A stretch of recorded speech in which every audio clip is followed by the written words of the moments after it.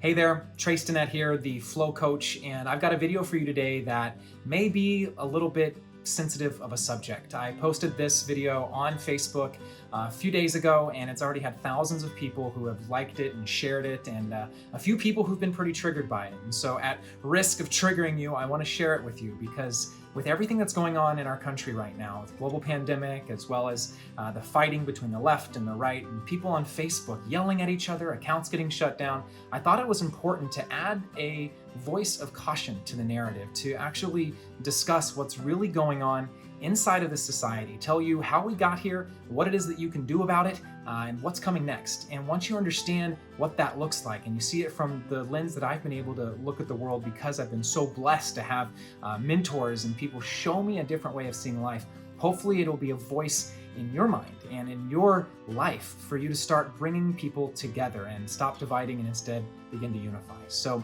if you like this video and you want to see more like this, please comment down below what your biggest takeaway is. Please like the video as well and share it with a friend. And even though this isn't what I normally post on this channel, this is typically about conscious entrepreneurship, it is in many ways about being more conscious and as entrepreneurs choosing to step up and use our skills, use our wisdom, use our ability and our money to be able to make the world a better place. So perhaps you'll want to subscribe as well. All right, let's go ahead and get the video started now.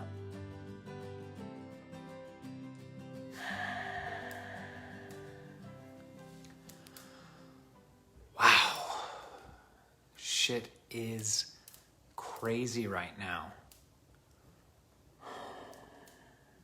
So, if you are paying attention at all, it sure feels like Rome is burning, doesn't it? We're at a turning point in our history, and it's your responsibility to do something about it.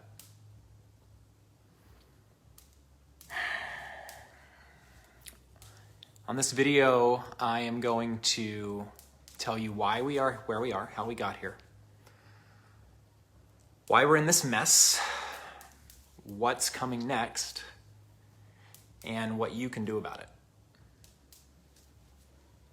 To give you some context, I am talking about the complete civil unrest that we are in the throes of right now in our country. And the responsibility that each of us have, how we've caused it. But there's hope. There's things that we can absolutely do, that you can do today to start to stem the tide of this tsunami of transformation that's just, it's hitting our species. To give you some context around my perspective on this conversation, I am a proud burner, very spiritual person. I am committed to contributing to the conversation around the ascension of humanity. I believe in oneness. I believe in love. And I also believe in sovereignty and individual responsibility. And I believe that each of us has a voice, 8 billion collective individual voices. And each of us has certain experiences and traumas that we've had in our life that in a lot of ways drive us and control us, that create a narrative in our minds, emotions in our body, feelings in our hearts that feel so true that we become easily activated or triggered by the comments and ideas that other people have. I did not vote in the 2020 election. I do not vote. I'm a conscientious objector to voting. But it wasn't always that way. I was raised a Christian conservative in Deer Park, Texas, a oil refinery town. I was raised in the Baptist church. At 16 years old, I went to military school. because I decided I wanted to be president of the United States because of some trauma that I had when I was 13. I wanted to prove to everybody that I would become famous and important. And so I set out on this path. Went to American Legion Boys State, went and played in Junior Olympics volleyball, became a millionaire by the time I was 21. And when I was 23 years old, I was elected as the youngest national delegate to the Republican convention in Minneapolis, St. Paul, which is actually where I met my wife, Grace. I, at the time, had been raised in and believed in family, faith, guns, freedom. And when I met Grace, she showed me some things. She introduced me to some conspiracies. And as I dug into the conspiracies, I found conspiracy theories. What's interesting about the word conspiracy is it's so often paired with the word theory that we think that there's no such thing as a conspiracy. Of course there's conspiracies. My daughters are upstairs right now conspiring about stuff right now. Conspiracy just means people that are meeting behind closed doors that you don't know about, typically to come up with some sort of activity that is going to manipulate other people who don't know about it. This happens in business, this happens in politics. Do not just throw the baby out with the bathwater and think there's no such thing as a conspiracy. Of course there's conspiracies. There's entire volumes of history written on conspiracies of the state. But what I have seen over the last 3 months, the level of vitriol, of hate and anger being thrown at each other, our neighbors, our friends, people who we've said that we love, getting unfriended and attacked because, again, we have these triggered feelings in our body stemming from these traumatic events in our life. I spent years mired in conspiracy theory. I felt so wronged when I lost everything in 2008. Obama was coming in, he was elected. I was so scared that this was going to be this socialist, communist president and that my life was just going to get worse. And so guess what happened? My life got worse. Not because of anything Obama did, but because I could not keep my eyes and my mind and my heart and my soul off of the victimness, the victimhood, the tyranny of the state. I dedicated my life to eradicating the tyranny of the state, to telling every person I knew, hey, the government's controlling you. They're sticking bicycle spokes in your eyes. Can't you see how horrible your life is? Can't you see how bad everything is? Just had to grab people, shake them by the shoulders, wake up. And the more that I woke people up, the more miserable they became, the more miserable I became, the less money I made, the more stress I had in my body, the more inflamed I became, the more I turned to alcohol and numbing myself and watching TV and movies to distract myself from actually being on the court in my own life and doing something that could improve my life for myself, for my kids, for my family, for the people that I love. It got so bad. I was nearly bankrupt. And I realized that completely throwing myself into the victim story, completely throwing myself into all the conspiracy theory did not stop the conspiracies. It did not change the way the government behaved. It did nothing. I traveled all over the country. I went to more than 100 tea parties in 2008, 2010. Now, I was doing it to sell t-shirts. I was doing it to provide a living for myself, but I was also doing it because I was an activist. Because being an activist gives you an immediate dopamine flush, a reaction that says, I'm doing something important. People are liking my posts and they're sharing things. And then as we're watching right now, as our friends get banned on social media, we start having this rise to arms. We have to do something about it. We have to get angry. We have to get angry at our friends because of something some asshole in Silicon Valley did. And then there's those of you who aren't angry. There's those of you who just are willing to let anything happen simply because you voted blue. You see, I made a decision to stop voting because where your energy flows, where your focus goes, what you spend your time and your attention on, is what you will get more of in your life. So how did we get here? Well, there's a really great book called The Fourth Turning. It was written in the 1990s, and it predicted that between the years 2005 and 2025, we would have a major crisis in this country. And they predicted some possibilities that included debt crises, stock market collapse, wars in the Middle East, and a pandemic. Shit's crazy right now. There's no question about it. And those triggers inside of us make it really easy to choose a side. But what I'm going to be asking you to do as I share this information with you is to actually step back for a moment and breathe.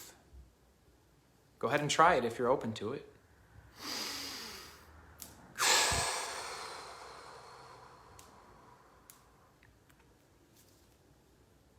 People are doing some pretty crazy stuff right now. Private property invaded and burned. Public property invaded, a woman shot. The President of the United States having his social media accounts shut down. Entire apps being removed from platforms simply because they don't have the people on there having the conversations that Silicon Valley wants them to be having. It's really easy right now to get triggered. What the fourth turning basically talks about is that every 80 years, we have a massive shift in the way that society operates. 80 years ago, World War II. 80 years before that, the Civil War. 80 years before that, the Revolutionary War. Every 80 years, we repeat the cycle. Why? What is it that has happened in 2005 to 2025 that didn't happen in every decade before? Nothing. Nothing. Government manipulating currency, minorities being shot, entire groups of people being suppressed and abused. No, nothing actually changes.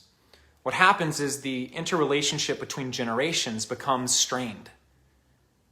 Where the baby boomer generation, the moral authority generation, gives way to the generation that is a lost generation, Gen X. It gives way to the hero generation, the millennials, the people on the front lines if there would be a war, or the people on the front lines in the hospitals during a pandemic. And we become so stressed as a nation and as a community and as a people that conflict reaches fever pitch and we go to war. But we're always going to war with ourselves. So what does the fourth turning predict will happen after the crisis? See, this is what I've held on to for months now, because God, when you're in the middle of it, it just feels like it'll last forever. Like when Bitcoin was crashing, you thought it would last forever, now it's back. When you're in a bad place, you think the bad will always last. When you're in a good place, you think the good will always last. So I ask you again, take a moment, take a breath, step back. What are we dealing with here? We're dealing with a fourth turning.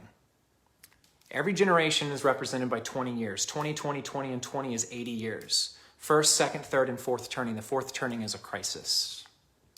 And from that crisis, a new society emerges. From that crisis, a new system, a new paradigm, a new deal, an emancipation, a declaration. Massive amounts of change and transformation happen. You're going to have to choose your role. Now, I want to articulate, I did not say choose a side. Choosing sides is what fucking got us here. Watching sports and TV and the media with your Fox and your CNN and your red and your blue and the red corner and the blue corner. The entire false dichotomy, the entire left-right paradigm manufactured by the left and the right to make you believe that there's only two choices so that you don't look for something else. Insisting that you vote, insisting that you be part of a system that you know is corrupt, a system that you know doesn't work, convincing you that it's only bad when it's the side that you're not on. So you put on your jersey, and you scream Team Blue, and you scream Team Red, and you elect a demagogue, and he rules us for 8 years. And then the other side elects a demagogue, and he rules us for 4 years. You chose sides. So what got us here? Choosing sides. What's making this worse? Choosing sides. You see, the division that's happening right now, it's not a conspiracy, but it's also not an accident. You see, by dividing us on these platforms, getting us to yell at each other, say hateful things to each other, unfriend this, block that, tag someone, call them a fool. Every time you do that, that's cha-ching, cha-ching, cha-ching. Facebook makes more money. So, why are they blocking these apps that everybody wants to run to because that's a place where they can have a conversation that they can't have on Facebook? You tell me, can Facebook make money when you're running your mouth on Parler? Can Apple? We have technocrats now. Technocrats and bureaucrats that are ruling our lives. But I walk out that door and I can talk to my neighbor. I can pick up the phone and I can call a loved one. I can sit down with someone who's across the aisle and say, hey, let's talk about anything but politics. I bet you and I've got a little bit in common. So, where are the lines really being divided? A few years ago, I read a quote by Albert Einstein. It's the most important quote I've ever read in my life. He said, the most important decision we make is whether we choose to believe that we live in a hostile or a friendly universe. From the day I met my wife for 6 years, I lived in a hostile universe. My life went straight downhill. Nothing changed in government. Nothing changed in the outside world. And the only impact I had was to make more people angry and unhappy, to get more people into their fight or flight. Your limbic system is the exact target of social media. It's the target of the technocrats. It's the target of the bureaucrats. It's the target of the media. They want to get inside of you. Get your lizard brain reacting. Get you to go buy shit. Whether it's a Biden t-shirt or a box of bullets. So what's really happening here? Once I chose to live in a friendly universe, because that's all it is. It's just a choice. You choose what you believe. I think Einstein's a pretty smart guy. It wasn't long before I discovered a system called spiral dynamics. Shout out to Max Borders, who was the first person to introduce this concept to me. Actually, he hosted an event in Austin, Texas, where he brought libertarians together, and he brought meditators and kind of the more progressive people together. There were crypto people there, biohackers, people that were all trying to make the world a better place, but in varied ways. And he brought them together in a way that they could discover each other's genius. Interestingly enough, Steve Jobs, founder of Apple, creator of the iPod, the iPhone, he reorganized the way that the buildings worked in his businesses, putting the bathrooms on a single floor because he believed that creativity comes when we maximize collision. If you're just getting on a side of the aisle, you're in an echo chamber.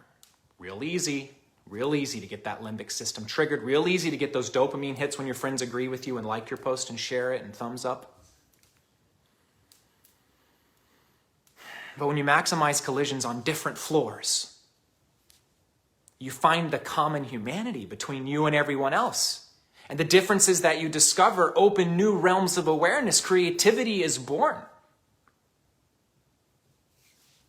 So here's what spiral dynamics is, and why understanding what I'm about to tell you is going to be one of the most empowering and enlightening and potentially encouraging things that you can even find on social media today. Spiral dynamics was discovered by Professor Claire Graves. He was looking at the levels of human consciousness. He wanted to see if this thing could go deeper than just Maslow's hierarchy of needs. And he discovered it by doing surveys, but the surveys didn't ask questions. They more proposed symbols, and then the way that people reacted to these symbols, he was able to identify that there were basically 9 levels of consciousness in the human race. And that these levels of consciousness actually emerge throughout your life. You begin as a child with a very rudimentary level of consciousness. And then as that level of consciousness increases over time, it's a spiral of consciousness, much expanding based off of the experiences that you have in your life. Here's the crazy thing. He discovered that not only did those levels of consciousness expand over time in the individual person, but levels of consciousness also expand over time across the human race. So let's talk about level 1. The awakening consciousness. The baby is born in spiral dynamics, the color beige. This is the survival sense. There is only one thing important to the beige level consciousness, and that is to stay alive. The baby looking for its mother's breast to suckle so that it can have nourishment, crying whenever it's messed its britches so that its diaper can be changed and it can stay clean and not get sick. Survival is all the baby thinks about. There was a time when that's all that we thought about as a species. Our hunter and gatherer forebears were simply looking for how they could get food, looking for how they could procreate. Biggest club wins. Survive at all costs. Next emerges the purple level of consciousness, where the baby begins to realize that it's part of a family.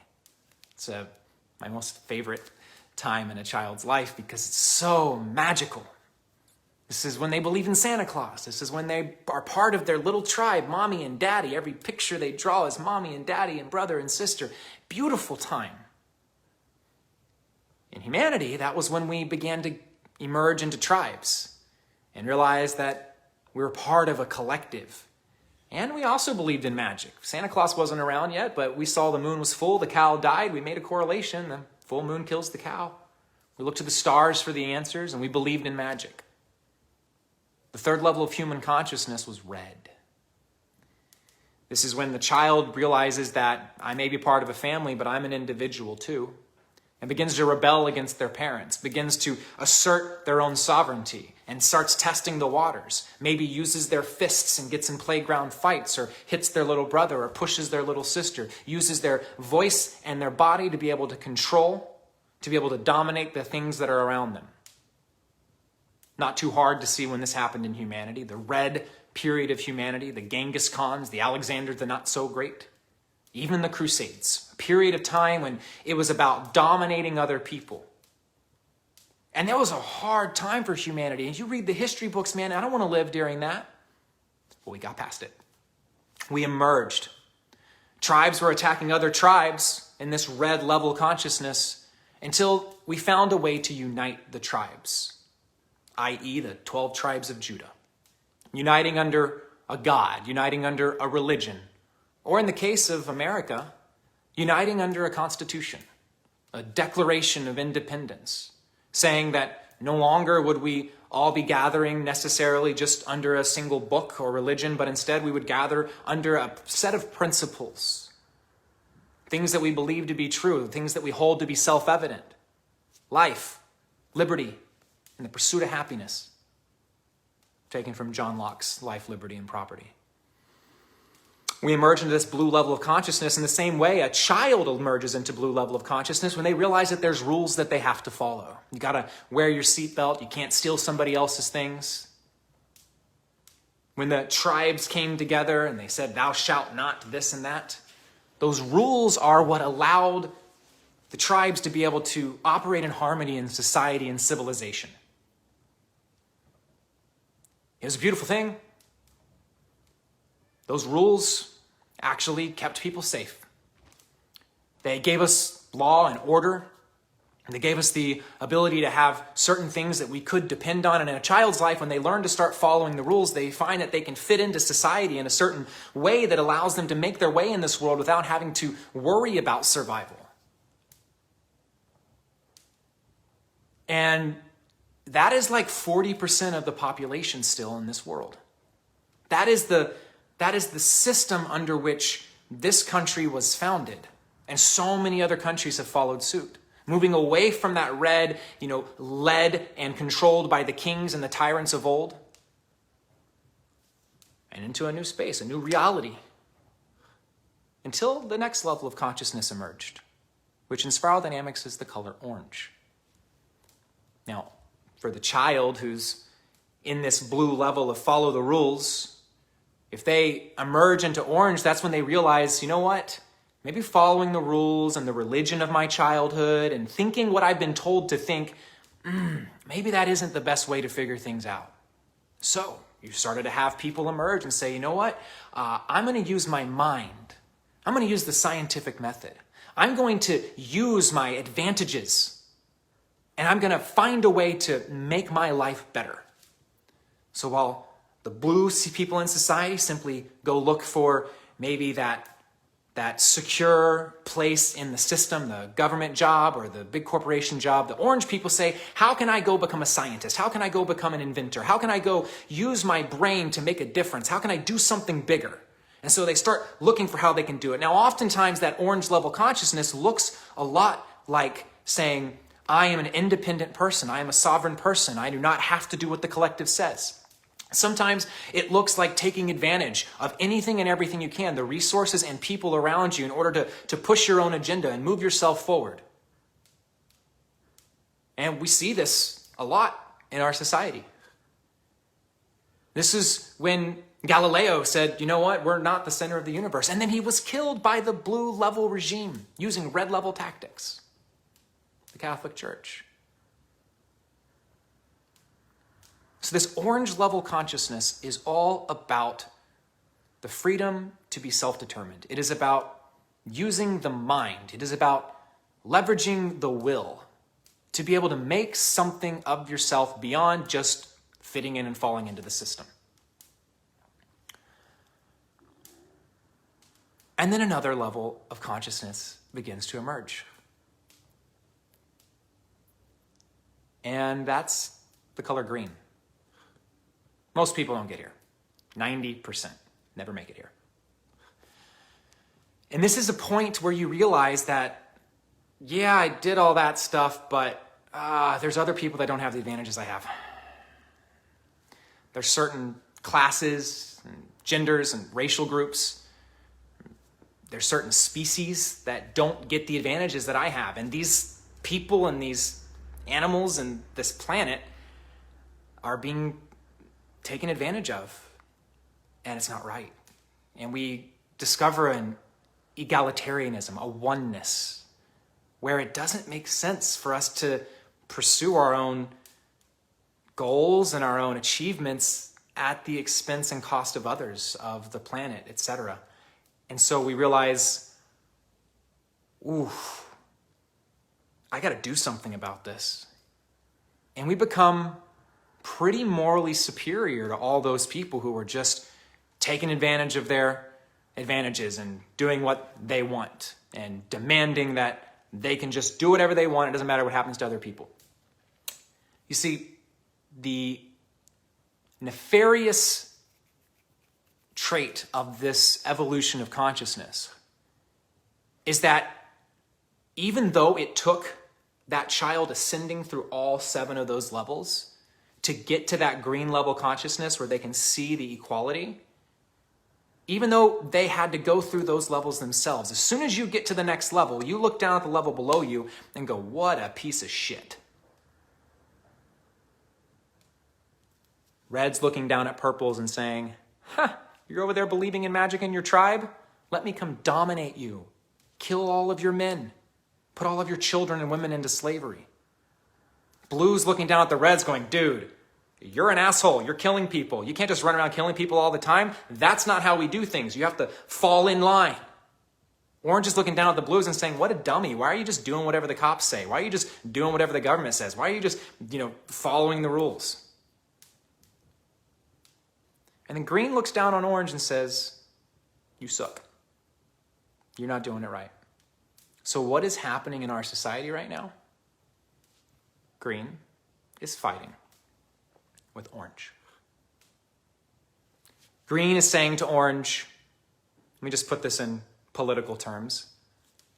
Democrats are saying to Republicans, we need to think about the earth. We need to think about minorities. We need to think about the less fortunate. We need to think about the impact that our actions have. And then orange is looking at greens and saying, I don't understand you. Don't you care about the traditions that have allowed us to have the freedom we have? Don't you believe in a person's individual responsibility for their own life? Don't you think that we should have a meritocracy where people can work hard and they can gain things because that helps the overall whole? And both of them being right can't reconcile how the other person must be wrong.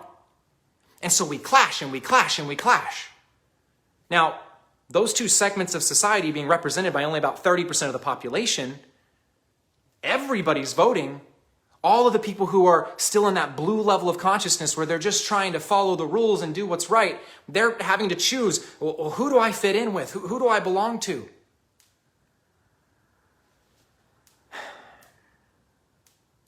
What comes next is the most encouraging yet difficult part of the human story. Because up until now, every one of those levels of consciousness, once reached, looks at the ones below and says, you're doing it wrong.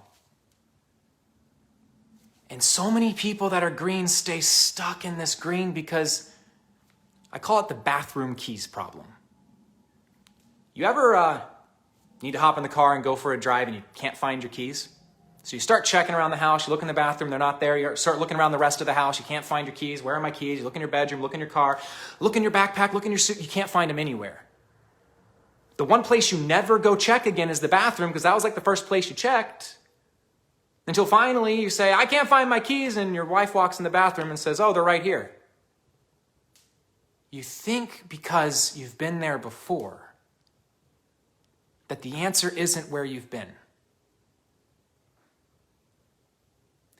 The emerging consciousness on this planet, what is going to be happening over these next 10, 15, 20 years, is the first time in human history where a large number of people are going to reach a second tier of consciousness. All of those 7 were in the first tier. The second tier of consciousness is what we call integral consciousness.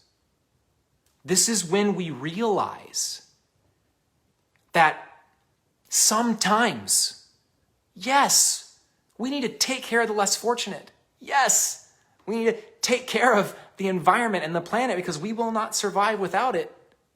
But the means by which to do that is not just to give all of our control over to the government and have them regulate and control our lives, but actually may require us to use the orange level strategies of self-determination, to leverage the free market to allow us to be able to create solutions that will solve for our problems. The integral consciousness, the first level, is yellow. And now that it is a new tier, you'll see that it's actually repeating what happened in the first tier, step 1, survival. At the yellow level consciousness now, though, that is not the survival of the individual, it's the survival of the whole. And for the whole to survive, you have to look at those other levels of consciousness and say, I see you. I understand you. I understand your values. Now let's look for a way that we can leverage each other's values to survive. How we can use the scientific method how we can use that orange level thinking of ambition, how we can use the meritocracy, how we can use the advantages of the free market to incentivize people to come up with solutions that effectively allow us to achieve green level results, the values, the ideas, the things that we want to create in this world. But let's do it within a system of law and order. So we're not excluding the concepts of the blue. And if shit gets real, and it comes to it, and we gotta fight, I'm gonna get my red on. And I'm gonna find my community. Whether that's the people in my neighborhood, maybe you're fortunate enough to hop on a plane and move to Costa Rica and live off the land. The only way we solve our collective problems is that we come together. And every Facebook post that you put out there about Trump's king or Trump's Satan, every time you hop on one side or the other, you neutralize our ability to come together. Sure, it's easy to say, well, how can we come together, Trey? The people on the other side are wrong. They're hateful, they're angry, they don't want to compromise. Well, guess what? They're saying that about you too, man. So what does it look like for you to do something about all of this? How are you going to go change the world? By being loving to one person. One person who's at a different level of consciousness than you.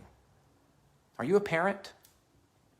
Can I look at my 9-year-old child who's at red level consciousness and still love her and still try and help her, even though she may yell at me and rail at me and burn down a target?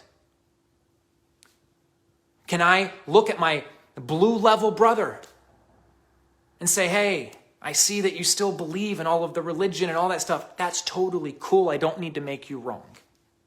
I love you for the humanity that is in you. Fighting fixes nothing.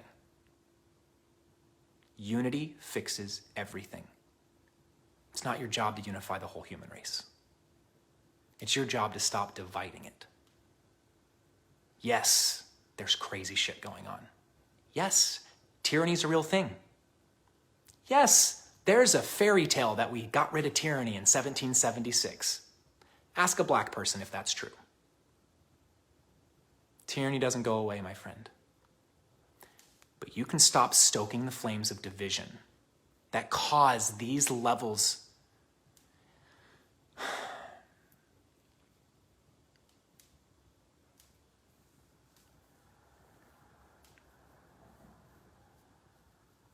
So what comes next? What comes next after survival is tribes. After beige came purple, after yellow comes turquoise. And this is a place where magic comes to play again. Now, if you're orange right now, you're not going to believe in magic. If you're blue right now, red right now, you're not going to believe in magic. But I have seen miracles in my life. I have seen grace. I have seen not deserving grace, but getting it. I've seen manifestation. And there are moments where I swear I've seen the divine. Tribes are what matter. Coming together is what matters. There's only one tribe. That's the human tribe. That's us. One pale blue dot floating in the middle of a big, vast, empty space. You choose. How are you going to show up during this time? Will you stoke the flames of division? Or will you create unity? Not with some fancy Facebook post. Not by creating some big movement. But by loving your neighbor. Can you do it? I love you. I hope you can. Thanks for listening.